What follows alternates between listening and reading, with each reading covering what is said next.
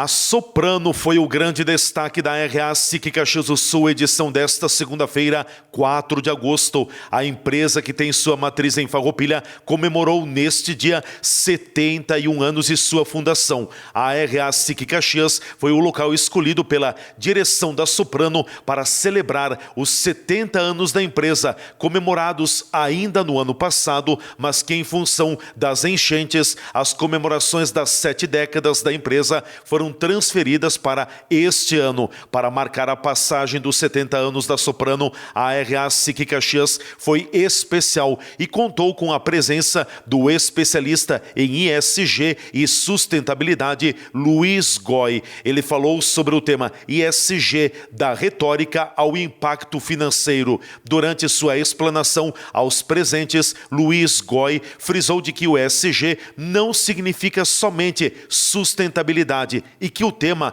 vai muito além desta área. Na entrevista coletiva à imprensa, Goy também detalhou a temática. Bom, eu diria que principalmente tudo começa em entender o conceito de onde ele nasce. Eu sei que é normal a gente confundir a sustentabilidade e o ESG, nós somos seres emocionais, como eu falei, e a gente acaba sempre conectando para aquilo que é gostoso, aquilo que afaga o coração. Mas, na verdade, o conceito do ESG ele surgiu para deixar os negócios mais competitivos.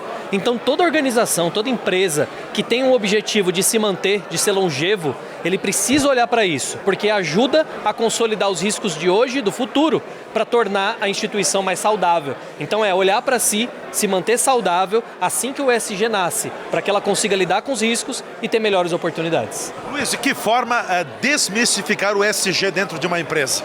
Eu acho que o ponto principal é entender que ele não se desconecta da estratégia do negócio. Acho que o grande erro que muitas organizações têm patinado é porque separa. Acha que ESG é uma coisa, uma consolidação, e acredita que basicamente a construção da estratégia é outra. Na verdade, tudo tem que se conectar. ESG é uma ferramenta para ajudar a empresa a chegar no resultado da estratégia. Não se separam. Eu acho que o melhor jeito para desmistificar é entender que são coisas inseparáveis com o mesmo objetivo.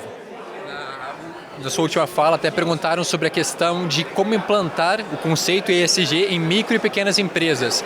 Quais seriam os principais desafios ainda que essas empresas enfrentam hoje para aplicar essas práticas na real? Eu acho que antes de tudo é entender que cada empresa tem uma realidade e cada realidade tem objetivos e prioridades. Tem muita empresa que enxerga outras organizações e fala, ela está implementando essa ação, eu vou implementar também. Isso está totalmente errado. Você tem que implementar aquilo que está realizado no seu negócio. Ou seja, se o seu negócio tem que priorizar hoje, melhorar gestão capital humano, é do seu negócio, não é porque outros estão fazendo. E para os pequenos negócios, você tem que começar pequeno mesmo. Vai lá, consolida um plano de ação, uma estratégia de enxergar onde está o maior risco, enxergar onde o mercado está te questionando mais. É assim que você constitui uma boa agenda ESG e eu acho que é assim que você deve começar para que a agenda, ao invés de ser um custo, seja uma oportunidade. Luiz, de que forma também dentro da empresa deve ser implantada o ESG e quais as transformações que ela vai trazer para a empresa? Bom, eu entendo particularmente que ele tem que ser implementado, antes de tudo, criando um aculturamento do entendimento. As pessoas precisam se aculturar e entender que ESG é uma agenda de negócio. Quando as empresas entendem que ESG é essa agenda de negócio, a partir daí você passa a implementar práticas e ações que se relacionam aos riscos mais relevantes. Então, a gente fala de risco ambiental, fala de risco social, fala de risco corporativo. Eu defino quais são os mais críticos que podem impactar mais o meu negócio, que podem ser mais materiais, como a gente chama no mercado, tecnicamente. E aí eu passo a atuar por esses e, claro, eu começo sempre a atuar dessa forma, mas ao mesmo tempo aculturando pessoas para conectar isso com a realidade. Se eu não fizer essa conexão, as pessoas vão achar que é só mais uma obrigação e esse talvez seja o maior erro para fazer a agenda não funcionar. Falando no cenário nacional agora, quais setores da indústria você enxerga que já estão mais avançados na questão da implantação desses conceitos e quais ainda enfrentam mais dificuldades para realmente protagonizar essa agenda? Bom, eu diria que as organizações que têm relações internacionais de forma mais alinhada, elas costumam estar mais avançadas. Por quê? Porque muitos países, a União Europeia principalmente, cria muita diretriz, muita regra, e aí as empresas acabam sendo obrigadas a cumprir. Então essas organizações acabam precisando cumprir de forma mais avançada, então elas já estão há alguns anos na frente e podem ser referências. Tem alguns setores que apanham um pouquinho mais. Eu diria que o agronegócio Hoje é um setor que tem uma eficiência fantástica, é um setor que é o grande diferencial do nosso país, mas que ainda não conseguiu se encaixar nessa agenda como protagonista. Apesar de ser o protagonista, ele ainda não consegue se enxergar como. Então eu acho que o nosso grande avanço é mostrar que o agronegócio brasileiro é o mais sustentável do mundo e principalmente mostrar o quanto ele pode gerar resultado e desenvolver essa agenda bem. É errado dizer de que o ESG é somente para médias e grandes empresas? Sim. Sim, ESG é para todo negócio. ESG, na verdade, ele está indo agora, chegando nas médias e começando nas pequenas, porque as grandes são obrigadas e os seus fornecedores são pequenas empresas e acabam tendo que cumprir por tabela. Mas toda empresa precisa cumprir, porque uma grande empresa que requer ter governança, ela quer ter uma boa governança, mas o que adianta eu ter governança se minha cadeia de valor não tem? Então todo mundo que implementar vai fazer melhores negócios, então seja pequena, média ou grande, se você quer fazer parte de grandes negócios, de obter grandes resultados, você tem que implementar o ESG. O presidente do Conselho de Administração da Soprano, Gustavo Miotti, destacou a importância das 7 décadas da empresa e também falou sobre projetos futuros. Sem dúvida, acho que chegar nos 70 anos não é para qualquer empresa, né? A gente vive em ambientes cada vez de maior mudança e essa capacidade de se reinventar, de criar, entrar e sair em negócios, acho que fez a Soprano buscar esses 70 anos e a sustentabilidade dela para o futuro.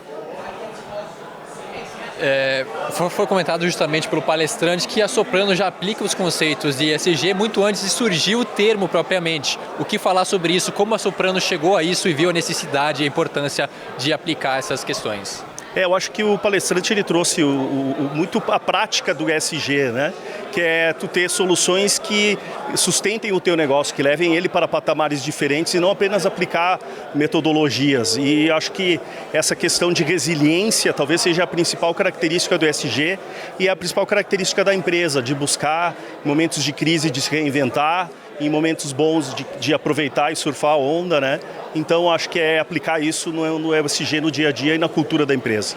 E esse momento de comemorar 70 anos e falar de ESG também fala de futuro, né, da empresa. O que a companhia planeja para os próximos anos?